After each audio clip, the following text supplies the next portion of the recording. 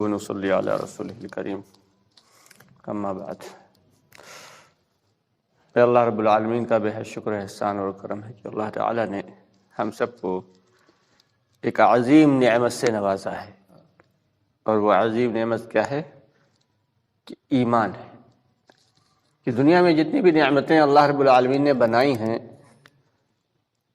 ان میں سب سے پسندیدہ چیز اللہ کی کیا ہے؟ ایمان ہے۔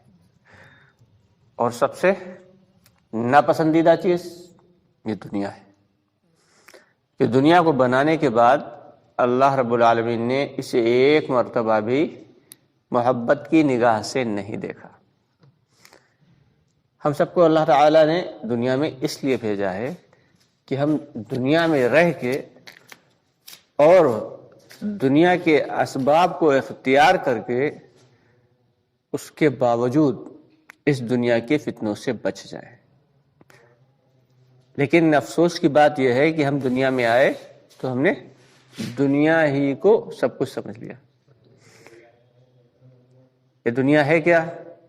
یہ دنیا کی تمام تر چیزیں، چاہے وہ مال و دولت ہو، چاہے وہ زر و جواہر ہو، چاہے وہ مکانات ہو، چاہے وہ مویشی ہو، چاہے وہ ملازمت ہو، چاہے وہ بیوی بچے ہوں، چاہے وہ کاروبار ہو، چاہے گھر بار ہو، چاہے وہ ملازمت ہو، چاہے وہ اسٹڈی ہو، پڑھائی ہو، ساری کی ساری چیزیں دنیا ہی میں شمار ہوتی ہیں۔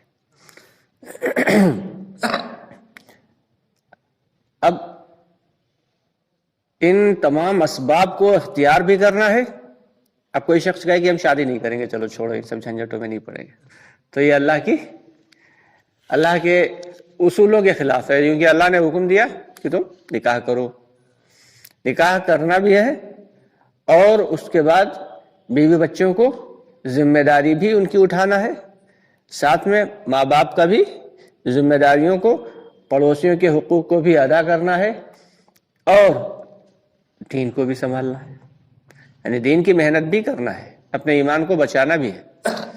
اب اس میں توازن بنانا اور اس کا بیلنس بنانا، یہی تو ایمان والے کی نشانی ہے کہ اس کا توازن بنا کے رکھے۔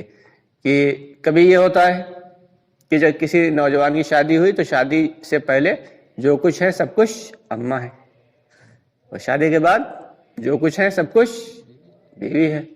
اماں کو درکنار کر دیا اماں کو۔ تو یہ کیا ہے؟ یہ ماں کے حقوق کا جو ہے اس نے پامال کیا، ماں کے حقوق پورے نہیں کیے۔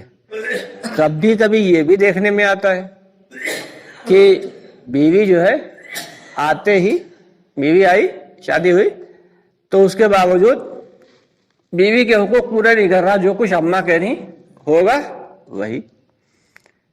اب یہ کیا ہے؟ یہ بیوی کے حقوق کو پورے نہیں کر رہا ہے۔ تب بھی پکڑ ہو جائے گی کہ ہر ایک کے حقوق کو اللہ تعالیٰ نے بتا دیا کہ ماں کا درجہ سب سے پہلا ہے۔ سب سے پہلا درجہ تو اگر دیکھا جائے ہماری زندگی میں تو کس کا ہے؟ اللہ کا ہے۔ یہ اللہ نے ہمیں پیدا کیا، اللہ نے انسان بنایا، اللہ نے ایمان والا بنایا۔ اور اس کے بعد محمد رسول اللہ کا درجہ ہے کہ آپ صلی اللہ علیہ وسلم نے امت کے لیے پوری کی پوری زندگی ایسا زبردست مجاہدہ کیا۔ یہ فرماتے ہیں کہ دنیا میں جتنے بھی انبیاء کرام آئے سبھی کو بے حد ستایا گیا، جتنے بھی انبیاء کرام آئے۔ نوح علیہ السلام کے بارے میں آتا ہے کہ نوح علیہ السلام کو ان کے قوم والے، جب نوح علیہ السلام دعوت دیتے تھے تو ان کے قوم کے لوگ ان کو پتھر مارتے تھے، اور اتنے پتھر مارتے تھے کہ نوح علیہ السلام ان پتھروں میں ڈھک جاتے تھے، چھپ جاتے تھے، زخمی ہو جاتے تھے۔ تو اللہ تعالیٰ جبریل علیہ السلام کو بھیجتے تھے، اور جبریل علیہ السلام آتے، پتھروں کو ہٹاتے، اور نوح علیہ السلام کے جسم پر اپنے پروں کو ملتے، جس کی برکت سے اللہ تعالیٰ نوح علیہ السلام کو صحیح کر دیتے۔ اسی طریقے سے سلسلہ چلتا رہا، اور تقریباً 950 برس، کتنے؟ 950 برس تقریباً حضرت نوح علیہ السلام نے اپنی قوم کو دعوت دی۔ اور اکثر یہی ہوتا کہ جب وہ دعوت دیتے کہ ایک اللہ کو مانو، ایک اللہ سے ہی ہوتا ہے، اور سب کچھ کر سکنے والی ذات صرف اور صرف اللہ کی ہے، اور عبادت کے لائق ذات صرف اللہ کی ہے، تو ان کے جو قوم والے تھے وہ ان پر پتھر برسانا شروع کرتے، لیکن حد تب ختم ہو گئی، حد تب ختم ہو گئی جب ایک دن نوح علیہ السلام نے دیکھا کہ نوح علیہ السلام نے جب دعوت دی تو لوگوں نے پتھر برسانا شروع کیے ہمیشہ کی طرح، لیکن دیکھا کہ ایک شخص اپنے کاندھے پہ اپنے بیٹے کو سوار کیے ہوئے، 6-7 سال کا بیٹا ہے، اسے سوار کیے ہوئے اپنے کاندھے پہ بٹھائے ہوئے ہے، اور اس کے ہاتھ میں پتھر تھما کے اور یہ کہہ رہا ہے تو بھی مار لے، کہیں ایسا نہ ہو کہ یہ شخص مر جائے نعوذ باللہ اور تو اس عادت سے محروم ہو جائے۔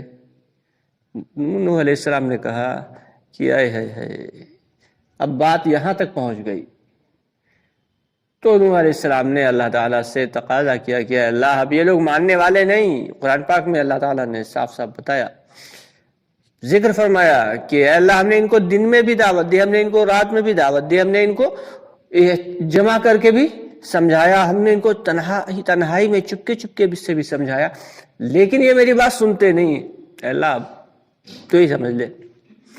اب اللہ تعالیٰ کو غصہ تو آنا ہی تھا، تو اللہ تعالیٰ نے پھر کہا ٹھیک ہے تم ایک کشتی بناؤ، ان سے ہم نپٹ لیں گے۔ چنانچہ ایک لمبا قصہ ہے کہ وہ کشتی بنی ہے، وہ کشتی کیسے بنی، کن کن حالات میں بنی۔ حضرت نوح علیہ السلام کے کئی بیٹے تھے، سام، حام اور ایک اور تھے، ایک بیٹا تھا جس کا نام تھا کنعان، وہ ایمان نہیں لایا اور نہ ہی بیوی ایمان لائی۔ اب کنعان سے بہت سمجھایا بجھایا، بیٹا تم بھی بیٹھ جاؤ اسی کشتی میں، پار لگ جاؤ گے ورنہ بہت زبردست طوفان آنے والا ہے پانی کا، اللہ رب العالمین عذاب بھیجیں گے پانی کا۔ لیکن کنعان کیا بولا کہ وہ پہاڑ ہے، اس کی سب سے اونچی چوٹی میں نے دیکھ رکھی ہے، میں اس پہ جا کر چڑھ جاؤں گا، وہاں تک پانی تھوڑی پہنچے گا۔ چنانچہ زمین اللہ کی طرف سے جب عذاب آیا پانی کا، تو جو لوگ کشتی میں تھے صرف وہی بچے، اور باقی سارے کے سارے لوگ، زمین نے پانی اگلنا شروع کیا اور ادھر آسمان نے پانی برسانا شروع کیا۔ کئی دن کئی رات لگاتار پانی برستا رہا، زمین سے نکلتا رہا، پوری کی پوری زمین، پوری کی پوری دنیا بھر گئی پانی سے۔ اور وہ یہ کنعان نے کہا تھا کہ میں سب سے اونچی والی پہاڑی پہ، وہاں تک پانی پہنچا، وہ بھی ڈوب گیا۔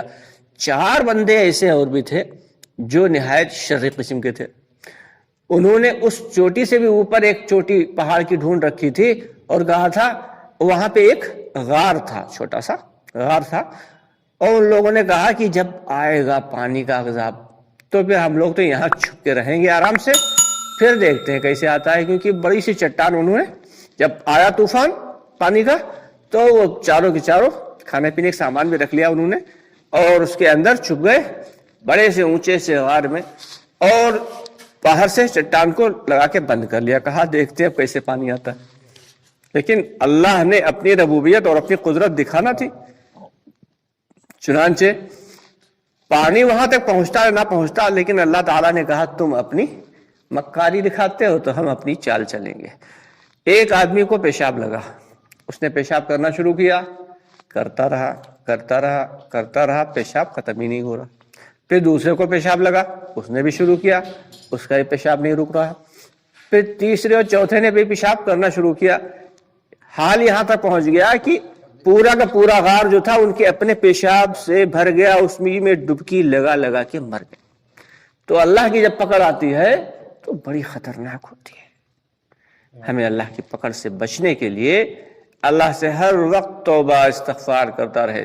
یہ نہیں کہ چلو ہم نماز پڑھ رہے ہیں ہمیں زیادہ توبہ کرنے کی ضرورت، ارے ہم نماز پڑھ رہے ہیں تو اس بات کی گارنٹی تھوڑی وہ قبول ہو رہی ہے، نہیں، ہر وقت اللہ سے ڈرنا ہے، ہر وقت اللہ سے توبہ کرنا ہے، استغفار کرنا ہے۔ کتنے بھی نیک عمل کر رہے ہیں لیکن توبہ سچے دل سے کر رہے ہو کہ اللہ یہ عمل تو ہم کر رہے ہیں لیکن پتہ نہیں قبول ہو بھی رہے یا نہیں ہو رہے۔ قبول کرنے والی ذات بھی تو تیری ہی ہے، اگر تو قبول نہیں کرے گا تو تیرا کوئی کچھ بگاڑ نہیں سکتا۔ تو اس لیے ہم سب کی ذمہ داری ہے کہ ہر وقت اپنے ایمان کو بنانے کی فکر میں لگے رہیں کہ ایک اللہ سے ہوتا، اللہ کے غیر سے کچھ نہیں ہوتا۔ انسان صبح سے لے کے شام تک، شام سے لے کے صبح تک ایمان کی فکر میں لگا رہے، اسی لیے تو اللہ نے دنیا میں بھیجا ہے، اور یہاں سے ایمان بچا کے لے گئے۔ حدیث کا مفہوم ہے کہ جو شخص دنیا سے رائی کے دانے کے برابر بھی ایمان بچا کے لے جائے گا تو اللہ تعالیٰ اسے اس تمام دنیا سے 10 گنی بڑی جنت عطا فرمائیں گے. اندازہ لگائیں